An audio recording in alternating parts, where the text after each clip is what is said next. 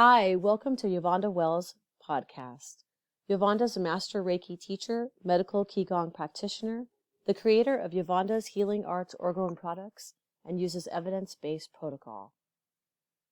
I'm Divine Fractal, and I'll be your host today. And now I would like to introduce you to Yuvonda. Hi, Yuvonda. How are you doing? I'm great. Hi, Divine. Hello, everyone. So, welcome everyone to episode 3. This is going to be part 2 of Yuvonda's timeline, which, if you've watched the last episode, you know is really difficult. There's quite a bit to it. So I know we left off in the last episode, and there was part of the story that you left out, and I would love for you to tell the rest of that story. I know that you were in the hospital.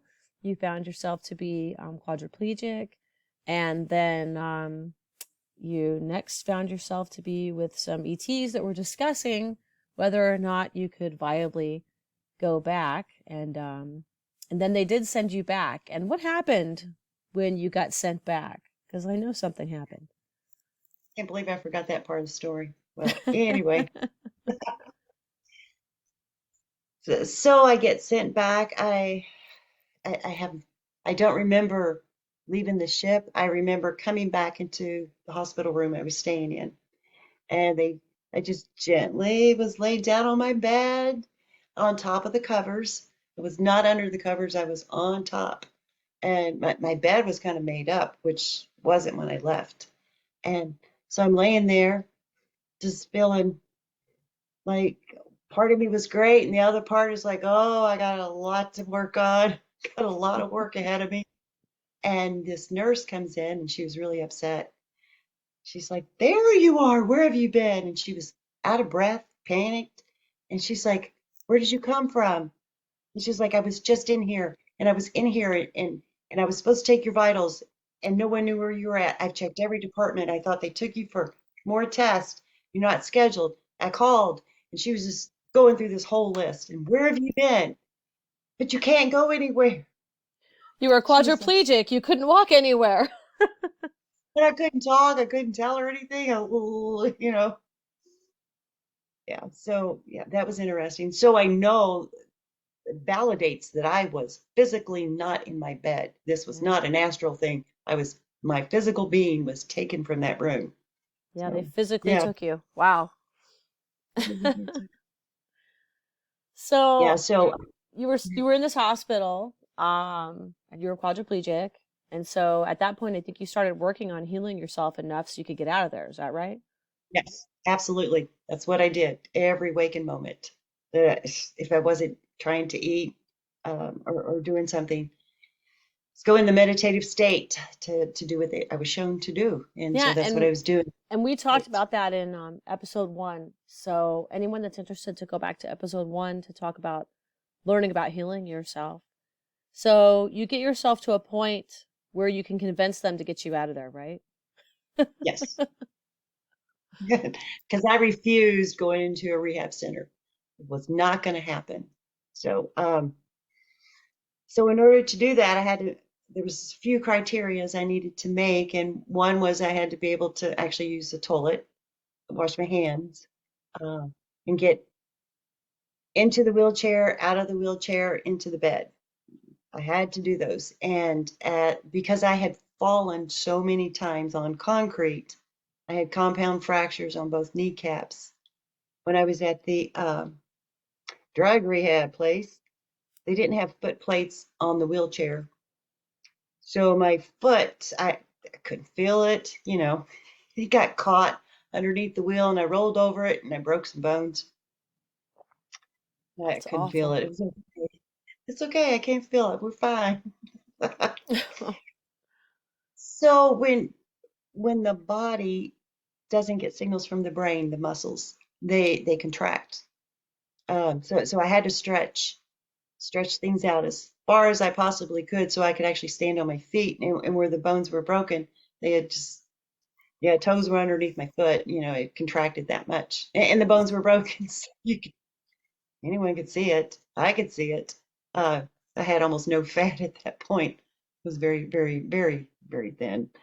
Um, So anyway, I knew what I had to do, and I had to get out of the hospital. There were other events in the hospital that were beyond unpleasant, and I had to get out. I had to go home. You know, staying with the ex was a lot safer in a relative manner than staying in the hospital. Hospitals are not a safe place. At least it's been my experience. So I was able to stand in the walker. I knew it was going to be rough. I was going to do damage, but I didn't care. I'll fix it later. So I had demonstrated that I was able to do everything they required. I had to do one more time before they released me, and I'm ready. I'm waiting, you know. So I had to get up in the walker, had some things I had to do, and I had to get back in bed. And so when I did that, I didn't have my weight placed properly. I couldn't feel, you know, I'm just guessing on stuff. And because my kneecap was broken in two, uh, when I went to sit down in the bed, I turned the wrong way, and instead of my knee bending forward, it went backwards. I panicked, thinking they're going to keep me here if they see this. So I was able to take my right hand and take the blanket and cover up my knee, my leg, so that nobody could see anything. And then they quickly left, and I was so grateful. And I just had to wash my hands, and I still had the hand towel with me. So I popped my knee back in place and my bones, and took the hand towel and tied up my knee as best I could, just to kind of hold things together. Anyway, I did make it home. That was good. I was so relieved. So as I was improving, AFib, atrial fibrillation, it's rapid heartbeat, that was occurring. It kept increasing and increasing. Medications they put me on, that doctors, blood thinners, whatever, was not working. I still kept having multiple uh, mini strokes, mild ischemic strokes, and they just I would make progress, but then the strokes would hit, and then I'd go back. So it was documented. It was over 300, and the neurologist said at that point, he's like, "We're just going to say over 300 because we can't count anymore." I was hooked up to monitors, so when I would have a stroke, it would hit this main office, and they'd be notified. It was just going off all the time. So one cardiologist came up with the idea that they would plug my right atrial appendage. So that is the area, if there's a clot in the heart, it goes straight to the brain. And because the heavy paralysis was on the left side, they knew it was just, hitting there first. So the little that, well, what I know about the human body and what they were going to do or considering doing, I figured, well, if I do have a big clot, it would hit my lung. Worst case is I'd lose a lung, be fine.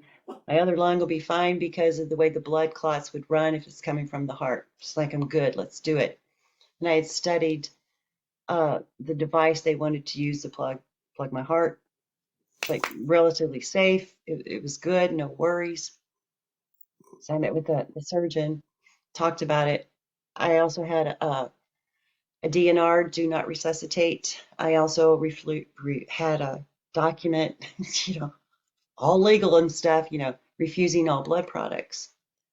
Okay, and I And just want to recap real quick. So you gotten home and you're recovering, but then you continued to have um, AFib in the heart, and so then you were having strokes, still having strokes. So then at that point they realized there was something wrong with your heart, and they wanted to do well, yeah, they surgery. didn't know. Yeah, they did. Well, from the get-go, I told them it felt like my heart had been torn. I had said that so many times, they had shut me down, and after a while, you just give up, just whatever. Right? They don't listen. Okay, maybe I don't know what I'm talking about, but I do, but I don't. I was getting nowhere, and then the strokes hit, and then it becomes back burner, just surviving. It's, not perfect here. It's whatever. And doctors make you feel that, or it made me feel that, perhaps I didn't know what I was talking about. So after a while, you just keep quiet. But all the medications weren't working. The thing of it is, my valves were working. I didn't have high cholesterol. There was no plaque. I, I didn't have heart issues. I didn't have high blood pressure or anything like that. I never had AFib. I had no clue what it was until it happened. Found out quick. Uh, so I was like, okay, we're going to do So that. you agreed to And do the surgery. agreed to do the surgery. Yes.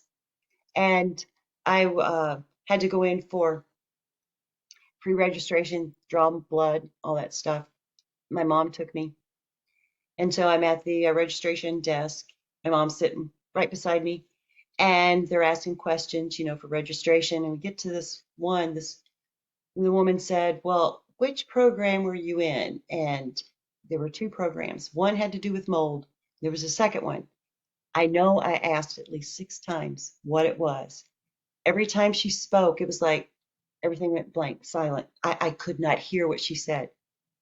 My mom could hear. She was livid. What have you been involved with? She was so upset. So I just have no idea what they're talking about. No idea. And I wouldn't answer. And I was like, you're going to have to bypass that screen. And she couldn't. She got her supervisor. Supervisor could not bypass the screen. They had to call in an IT guy. He bypassed it and he's like, I'm not supposed to do this. I'm not supposed to. So he literally made the supervisor sign off on what he did. That I thought that was really strange. Anyway, after that, I got my blood work done, and next day I go to the hospital, going to the cath lab to have the heart procedure done. And what they did was, they run a wire device in through a vein, a cut in my leg. It's relatively safe. It's just really not a big deal surgery. But they kept losing the plug even before they got to my heart. But to back it up, so I get on the table in the cath lab if they're starting, and other doctors come in to to do that type of procedure in a cath lab. They needed multiple doctors, right? But then there were more coming in. There were doctors in training. I didn't sign up for that, and I told them, nope, you're not practicing on me. And I was like, I'm not getting a good feeling. This ain't right. Something's not right here. Something's not right. We're going to stop. I'm not doing it. I'm not doing it. The head surgeon said, shut her up. Just knock her out. Wow. And I was just like, what? Nope, I'm not doing it. And I literally, I was pushing myself up to get off that table, and I go out. I wake up and there's tape over my eyes, camera and stuff, that incubation, stuff down my throat.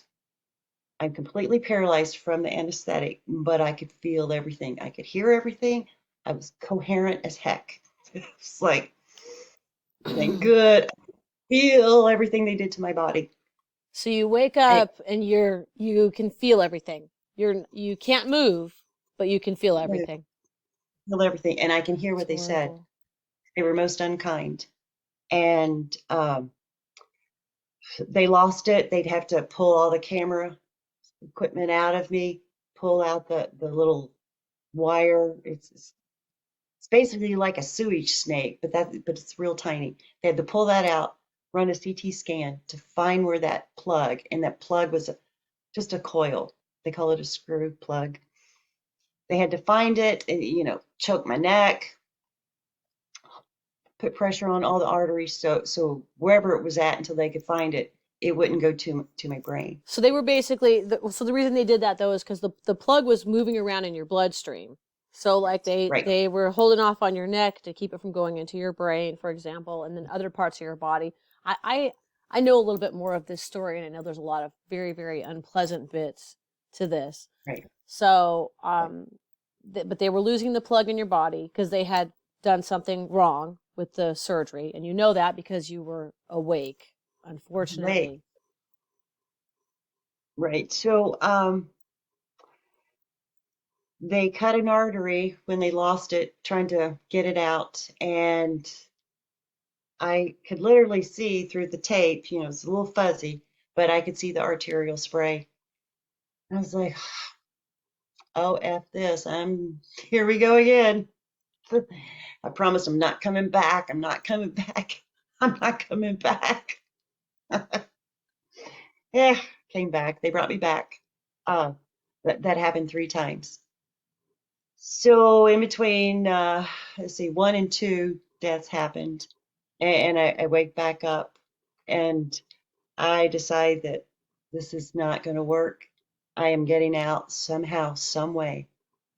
And I managed to get my left leg, which was actually my weakest leg, with I had the least ability to, use of it. And so in my mind, I was going to kick him and I was going to stop that head surgeon because if he goes, they'll stop. This is what I'm thinking. So I thought I actually did it. And then it was like, ooh, my right leg, I can get that out. And then soon I got both hands out and I'm ripping out the IVs, I'm pulling out the camera, all the stuff that's in, down my throat. And I go to get off the table. My legs weren't working very good. So I fall on the floor and I'm on my hands and knees and I'm slipping. I'm slipping in blood. It's my blood. I had lost that much blood. And um, I tried to get away. I did the best I could. And the next thing I know, something hits my right shoulder and it hurt so bad. There's so much force on my shoulder. That didn't make sense. Then I find myself, I'm back on the table, stuff's down my throat. I can actually see better through my eyes because they didn't do too much with the tape. So, like, crap, here we go again. And they cut another artery. Just like, jeez. Yeah, so, yep, died again. This is just, ugh. So anyway, so this one, this death, I said, I'm not going back, and I'm cashing in my free will, my free will, my free will, and I am not coming back. Well, I quickly learned one doesn't have free will. When you used to come here, you're stuck till you get called home. But yeah, so I got sent back, and they finished it up. The reason an artery was cut and they lost the plug so many times was when they took the camera down further, they could see there was this long tear. It looked like a burn. It looked like an open wound burn in my heart. So when they put where they were supposed to go around the back of the heart to get to the right atrial appendage. They didn't. They used that hole in the heart to work their way up. That's why they kept losing the plug. That's why I had over, I think, 36 CT scans because they lost it so many times. And in the process, they almost cut my heart in two. Then they had to not only Oh, close up the hole, but also the repair that they had caused by trying to do a shortcut, and also doctors experimenting on me. yeah, it sounds like that. I mean, absolutely, it sounds like that. And you'd been telling them for a very long time at that point that you'd had a tear in your heart and nobody would listen to you. So they got in there to do this procedure, and sure enough, there was a tear in your heart, and it looked like a I burn. was, Yeah, very yep, interesting. Very interesting. Sounds like we know where that came from at this point. I, I have gone back to that moment so many times. Yeah, Um, yeah. I didn't have AFib ever till after that. But anyway, All right, so so you died many, many times in this one procedure alone. three, three. So Yeah. yep, it's three. So I get back in recovery, and I'm telling the nurses what happened, and I demanded to see the head surgeon. I was gonna rip him a new one. I was so mad. Oh Sure. gosh. And so I know when anything is done to the heart, there is an emotional thing that anger and depression is very common. This was beyond that. This was legit anger. Oh, I was so mad. I was telling the nurses what happened, and this one told me that first she wanted to know who told me. Who told you that? And I was like, no one told me I was there. Well, you were knocked out. So it's like I was completely awake. I heard, and there was a couple nurses. in there. There was a male nurse, and I told him what he had said to me about me, and he turned and left. I want you They, guys to they know she's being discreet right now because the things that were said and I'm done were really, really inappropriate. So she was able beyond to recount criminal. exactly, yeah, criminal, recount exactly what they said, and that's why the nurse was so upset, and this gentleman was very upset because they they knew at that point she really did hear everything and know what they I said. did. I did. I still remember. So anyway, I, you know, finally make it home. They wanted me to stay overnight for observation. I flatly refused. And so my then husband was actually there. And he said that he wasn't going to take me home. I was like, fine, you stay. I called Uber. They were showing up. Oh my gosh. Oh my And gosh. so the nurse said that I would be discharged, against medical advice. It's like, I don't care. I don't care. I'm leaving. And she's like, well, you don't have a wheelchair. You're going to have to make your way out. Fine. I was literally hands and knees crawling to the elevator. I'm halfway in the elevator and she comes with a wheelchair. She decided to help me.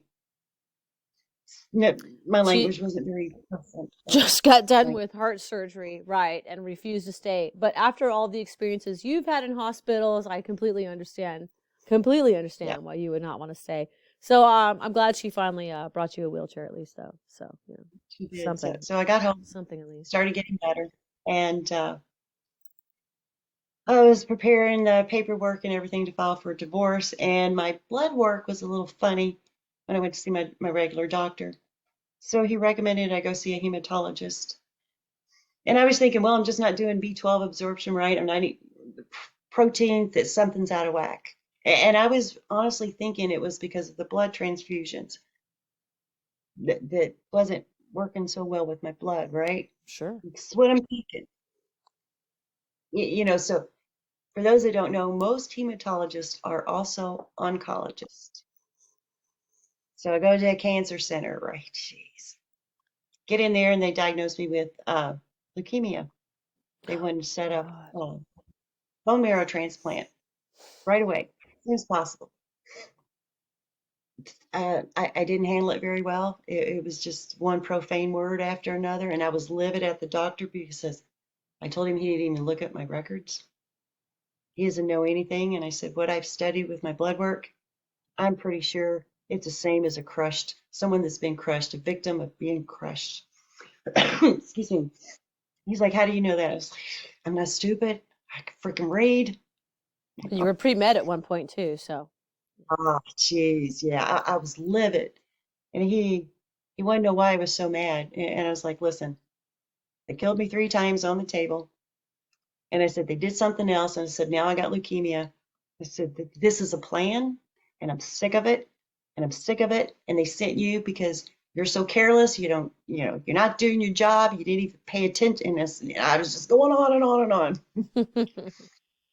Anyway, he's like, I'm gonna read your medical records. I'm gonna read everything. He said, will you come back in 10 days? He convinced me. He convinced me. I told him I'd be back. I said, I have one more blood test. Says, and I'm going to fix this. And so I go home, I was livid, absolutely livid. I called on my divine team. I was like, listen, you guys got to help me. You got to help me. I can't do this. I can't do this. Tell me what to do. And I get this dandelions, literally dandelions. Okay, I'm listening. So I immediately went and got dandelions, fresh raw dandelions, started eating them. I did that for 7 straight days. When, yeah, so it was the next day. I did it. So 7 straight days. So I had one day, and then I went back to the hospital. One day I didn't take dandelions, and I went back to the hematologist, had blood work done. He comes in, it's totally different. I apologized right away for my profanity, my verbal assault. He said that he's like, he said, please, no apologies. He said, I read your medical records. He's like, how are you still here? He said, honestly, he said, how are you still here? He said, I thought it was absurd what you were telling me about the cath lab. He said, it was worse than you told me. I was like, listen, it was bad. It was really bad. He's like, you ain't a kidding. And he said, I can document. He said, just with these reports. He said, I can document 16, absolute 16, just these. He said, I don't know about the other ones. Tell me about the other ones. He said, the other two. And I told him on the accident. He's like, that makes sense. Because I had brought some reports into him. You're talking about And the deaths now, right? The medically yeah, the actual documented deaths. deaths. Yeah. Right. They were not near death experiences. They were freaking deaths. Like, there's a difference, people. And the second one was with the prolotherapy. And I showed him those records. And he's like, it's clear. He's like, this is why you're still alive. I don't know. And he said that he went and looked into, he had some friends, knew one, he knew someone that was actually in the cath lab during my procedure. And the surgeon's reports, the hospital reports did not line up with eyewitness testimony. He did tell me that, well, he asked me, he's like, so why are you so mad other than being killed? And I said, I didn't fight. I did not fight. I didn't fight hard enough. And I said, I'm upset. I didn't fight. And and I said, my life is worth a lot. I know it is. You may not see it, but I feel like it is. And I didn't fight hard enough. And he told me, he's like, well, I kind of think you did. He said that it took 8 men. They had to call them in. I don't know how long this went on. Apparently a while. He said it took 8 men to physically subdue me. And this was after, and he told me the amount of anesthetic that I was given should have taken out an elephant, or at least brought him to his knees. And 8 men to subdue me and get me back on the table and strap me in. And it took 2 women to inject me. I did hurt. I caused physical harm to the head surgeon. And he had to be treated in the emergency room and he went home.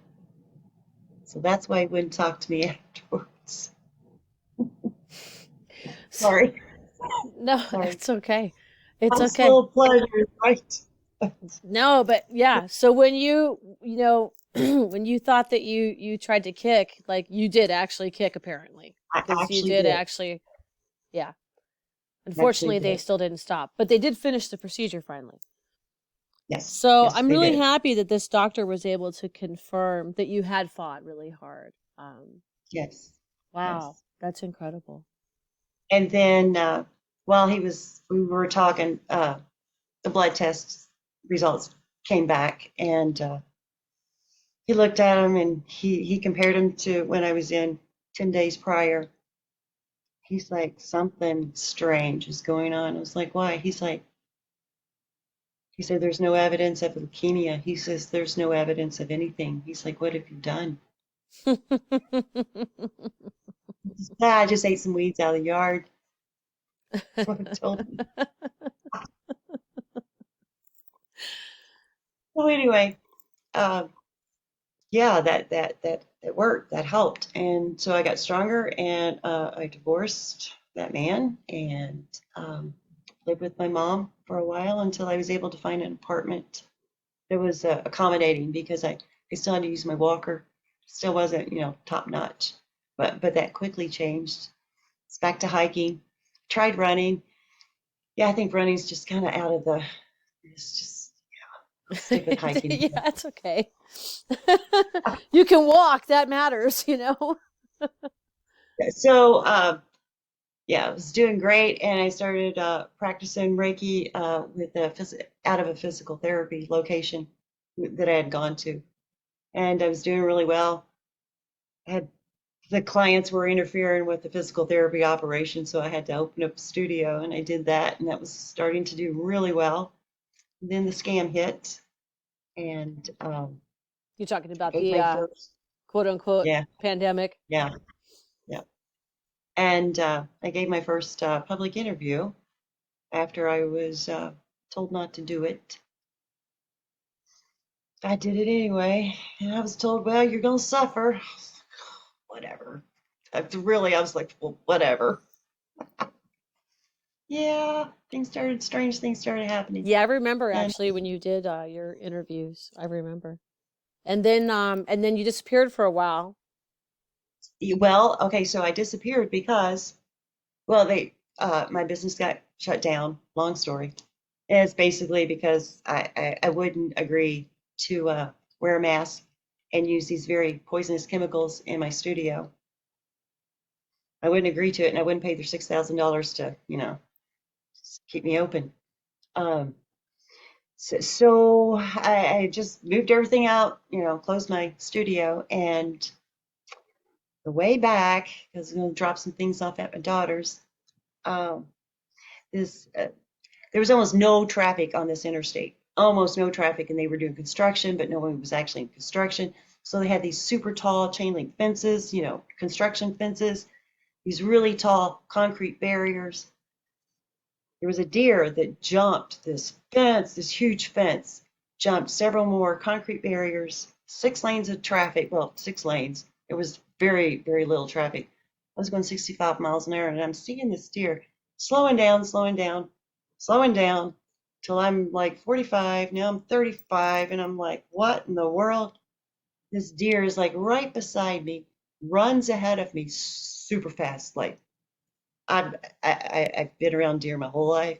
Never seen a deer run that fast ever, ever. Gets in front of me on the interstate, turns around and faces me. He's a big buck too, and literally charges my vehicle. And by then I'm stopped, and I try to build up as much chi as I possibly can, as quick as I can, and just send it out and get it to stop. I couldn't move. I'm in this vehicle, and it did affect because his head goes up like this, and he kind of stumbled back. I was in such shock. I failed. I really failed at it, but I kept trying to stop it. But it kept coming, and it hit the hood of my car. I saw it fly over, and then I'm out. Here we go again. I was, out of body and that near death experience. I was like, that's okay. I'm coming back. I'm coming back. I'm going to slip back in. I didn't do all this work to be gone now. And nope, gone. Ah, geez. That one was different. So I learned not to go to the light. Explain all that later, and I didn't. And I meet this teen. I just shook my head. I was like, okay, send me back, and back in my body I come. And yeah, it took me a bit, and I'm still on the interstate, and I think I was probably there a half an hour. Nobody stopped because there was no traffic. God. So that was the last death. That took a couple months to get me back together and get everything lined up, and yeah, so I did. Yeah, and then I started practicing again, and yeah, Right. so So here I am. that's 18 medically documented deaths. And really it's Yeah, 19. It's just there was no one there to document the last one. there's no one there to document. Correct. Wow. So on my podcast, told him I was doing it. Told me not to, and it's like I'm doing it anyway. So he said, as long as I don't drop some names and places. So we'll see. So if I suddenly get sick or I suddenly die, y'all know what. Right? Well, I think we're I being don't see it happening. yeah, I think we're being quite cautious about that. You have a right to tell your part of the story. And you can leave other people out of it. That's fine. So, So, so that's kind of it. But all right, so I know all of this is just different. It can be traumatizing and upsetting to people. And there's something I want to share. Whenever we get traumatized or something triggers us, so we kind of go back to that trauma, and we get like you just got to crawl in bed. You just because you're suffering and you're sorrow, and you weep and you cry and become lethargic. Energetically speaking, there's a reason why that happens, is because the feminine energy is higher than the masculine energy. And I'm not talking male, female, I'm talking energy. So the masculine energy is the giver, the doer, the action taker. It's life-giving. That's masculine energy. Feminine energy is it is more emotional. It is the crying, the weeping. It's many other things, but basically it can actually go down to death. So if anyone has seen this yin yang symbol, so yin or Jin is female energy. It's the black, it represents darkness, death, and the masculine, the Jan or Jang or Yang, that represents light, action, things like that. So when you're in this state energetically, there's more feminine energy than masculine. So how do you balance that? Even when you're in a weakened state. Okay, first, creativity, right? Get up and do something. Literally go for a walk. That's masculine energy. That's action. That's doing. And also service, to serve humanity, whether it's your friend, you know, extra stuff for your pets or your children or society, to serve. That is masculine energy. And by doing that, it will balance the masculine feminine energy, so you're back to your complete self. And the lethargic sadness, the laying in bed, don't want to get out of bed, lay there and cry, I'm just, the pity party, it'll help that to stop. So that's how you get out of that. I think that's And really helpful. So I don't think I've ever heard it really explained that way. So with the trauma and then like the weeping, the sadness, that's the feminine energy coming out of balance. So to right, get back in balance, you need to balance it with the masculine energy. That's like the doer energy, right? So like right. helping others is a fantastic thing to Yes, do, for example. yes, yes. Okay. I And think that's really comedy, helpful. both laughing, but you actually have to take action if you want out, if you want to balance. You just literally, you have to do it. You have to actually take action, because that is masculine. And by taking action, service is the best way, but it's not always possible, or in your mind it's not, but it's the little things. It will balance the masculine feminine energies, and you will come out of that low frequency, that low energy, that lethargic, that depression. That's how you do it. It's really simple. I really, I like the KISS approach, keep it simple, sweetie. And I like the word sweetie because the other is just a negative connotation. I've had enough negativity. I don't know about you all, but I have, I need, absolutely. for me, I gotta keep it as positive as possible. So I shared this with you all so you have an idea.